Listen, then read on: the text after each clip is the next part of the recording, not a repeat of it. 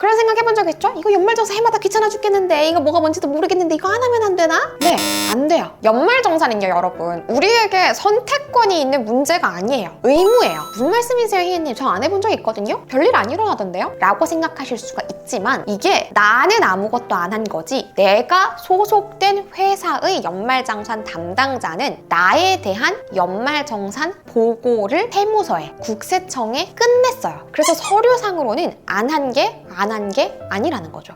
뭔 개소리야! 즉 회사의 연말정산 담당자는 내가 연말정산을 안 해서 아무런 자료를 제출하지 않으면 손희란 사람이 소득공제 받을 것도 없고요. 세액공제 받을 것도 없대요. 그냥 세무서에서 국세청에서 세금 매겨주시면 되겠습니다. 라고 알아서 보고를 했다는 거예요. 그러면 내가 생각했던 것보다 세금이 더 많이 나왔겠죠. 그래서 나는 내가 뭐 따로 연말정산 안 해도 세금 걷어갈 거 다 알아서 걷어가네. 돌려줄 거 다 알아서 돌려주네. 라고 생각을 했던 거예요. 실상은 연말정산을 했던 건데 말이죠. 연말정산이라는 거는 나에게도 의무고 이 사업주, 그러니까 회사에도 의무예요. 그렇다는 얘기는 어차피 연말정산을 의무적으로 해야 되는 거면 하나라도 더 챙겨서 잘, 많이 돌려받을 수 있도록 해야 된다라는 얘기인 거잖아요. 안 하면 나만 손해니까요. 혹시 만약에 나의 회사의 연말정산 담당자조차 나에 대한 연말정산 처리를 해주지 않는다? 그러면 회사도 그렇고 나도 그렇고 가산세를 물게 됩니다. 얼마나 억울해요. 즉 연말정산을 하지 않는다거나 혹은 소홀히 하게 된다면 두 가지의 불상사가 생길 수가 있습니다.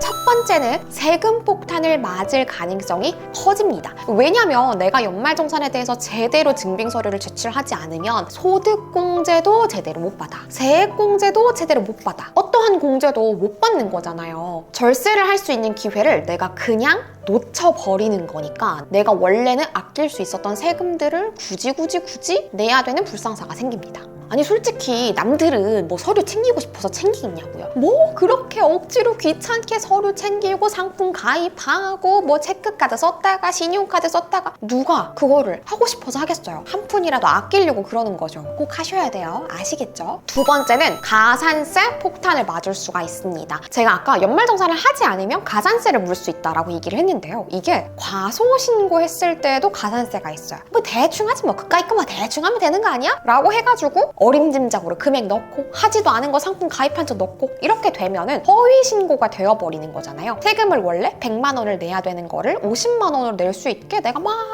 연말정산 신고를 했어요. 이게 고의가 아니었다고 하더라도 설사 실수였다고 하더라도 국세청에서는 실수라고 봐주지 않아요. 손희애 씨 원래 100만 원 내셔야 되는데 허위 신고하셔가지고 과소, 그러니까 세금을 조금 더 줄이기 위해서 잘못된 내용을 입력하셨네요. 가산세 내놓으세요. 괜히 세금 좀 아껴보겠다고 깝죽깝죽 거리다가 과소, 신고, 가산세를 물게 되는 불상사를 마주하게 될 수도 있습니다. 그러니까 연말정산은 절대 그까이 거 대충이 아니라는 거 꼭 유의해야 되고요. 아니 희애님 저 진짜 실수였거든요. 그럼 이게 만회할 수 있는 기회가 없는 거예요? 기회가 있습니다. 연말정산 신고 기간이라는 게 있죠. 1월에서 2월 회사에서 공고문이 뜰 거예요. 그 기간이 끝나고 나서 1개월 이내에 수정신고를 하면은 가산세에 내야 되는 금액의 90%를 감면받을 수가 있습니다. 혹시 실수한 거를 뒤늦게라도 발견하시게 된다면 꼭 수정하시는 걸 추천드리고요. 아예 내가 공제받을 수 있는 내역인지 몰랐다가 연말정산 기간 다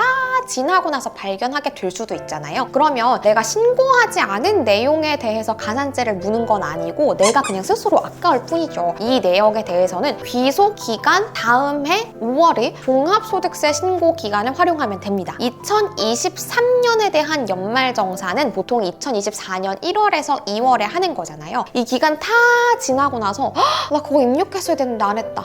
나 그거 놓쳤다. 라는 게 있으면 2024년 5월에 종합소득세 신고 기간을 활용해가지고 추가적으로 공제 내역을 신고할 수가 있다는 겁니다. 그러면 내가 추후에라도 세금을 조금이라도 더 돌려받을 수가 있는 거죠. 끝까지 끝나도 끝난 게 아니니까 마지막까지 긴장을 놓치지 않고 눈을 크게 뜨고 살펴보시길 추천드립니다. 그럼 여러분 오늘도 13월의 보너스를 위해서 어려운 정보 들으시느라 수고 많으셨고요. 우리 다음 영상에서 또 만나요. 구독과 좋아요 잊지 마세요. 안녕!